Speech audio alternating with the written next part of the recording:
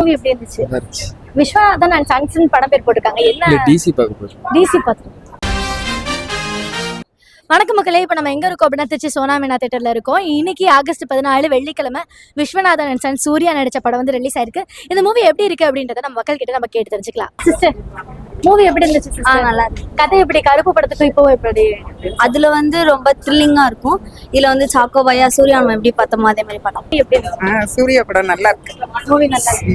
நல்லா இருக்கு. சூர்யா தான். மூவி எப்படிப்பா இருந்துச்சு? நல்லா இருந்துச்சு. Very nice. நல்லா இருந்துச்சா? குட். எல்லாரும் பார்க்கலாமா? யா, எல்லாருமே பார்க்கலாம். It was very good.